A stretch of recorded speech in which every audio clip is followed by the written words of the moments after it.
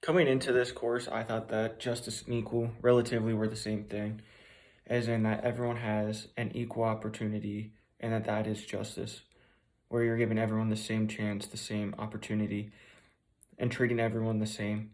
But I think since this course has started, my opinions of that have changed. I now think that justice is people getting what they deserve or what they're due based on who they are, what they've done. And it's not so much about equality. Everyone should be treated with equality, but it's more of an individualized moral or standpoint that you're looking at.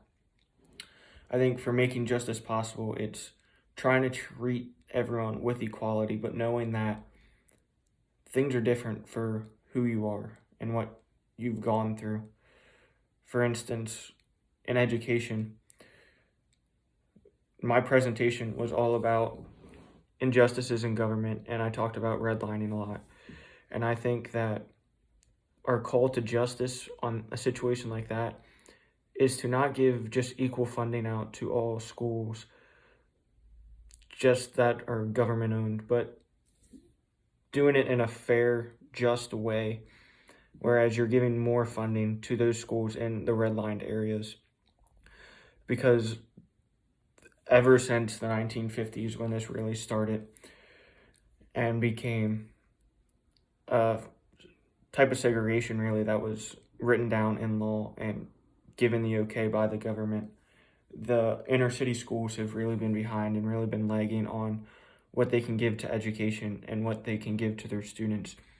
So I think by achieving justice, it's not about giving everyone the same thing. It's giving everyone what they've earned, giving everyone what they're due in order to create these equal playing fields, in order to create schools that are more in line and able to reach the standards that these more heavily funded, not redline schools have been getting since 70 years now. And for what I think, just for how I think I can apply justice into my future career path, right now, I'm not too sure what my career path really is. I will talk about if I was going to be a teacher because that is on the back of my mind. I still think that is a possibility to be a history teacher. And I think for justice in education, again, more than just the funding, but it's how you teach the students. And in Emily's post a week ago, she put that we need to treat everyone with justice and equality in a classroom because you never know what's really going on at home. You only know what they're bringing into the classroom. And I think that is the most important part when you teach justice and teach in history the ideal of justice, because there are so many injustices that you can see.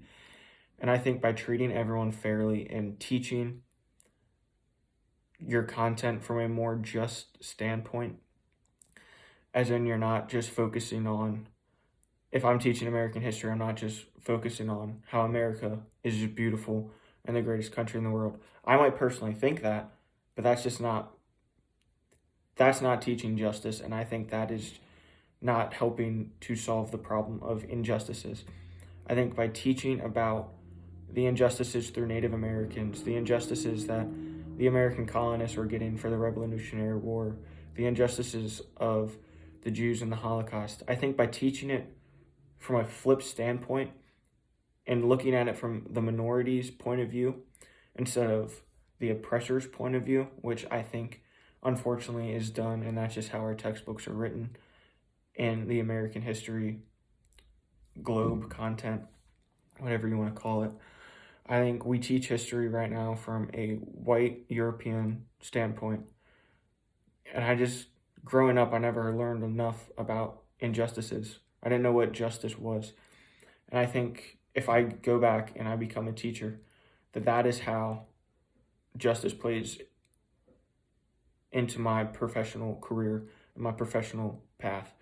I think by focusing on injustices and teaching them in a way that my students know that, yeah, injustices happen all the time, But that's not the important part. The important part is to remember that you have a voice and you can speak up against these injustices, just like the American colonists did when they were being oppressed. You have the opportunity, now more than ever, to use your voice to protest on injustices, to stand up for what you believe in. And I think that that is the most important aspect of teaching injustices, especially through history, is teaching students that they have a voice and they have an opportunity now more than ever to use that voice and speak up for their injustices that they see, such as school funding, such as oppression, such as police brutality, if you want to go down that route. I don't think I've ever thought this way before this class. I always thought, okay, well, America, got to teach it from the European story. You have to teach it that we are the best country and that we have done no wrong. Basically, teach it through the America the Beautiful lens. And I think because of this class, and because of some of my other classes this semester as well, that it's not as important to teach American history through America is the best.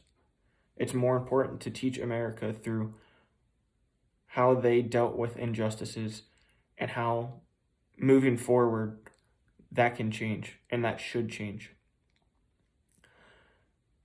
I think what you have to look at now, if you're wanting to teach it and go down, if I want to teach and go down that career path, I have to focus on the injustices and focus on the minority and bring them into light. And I think that because of this class, I'm in a good spot where I could do that.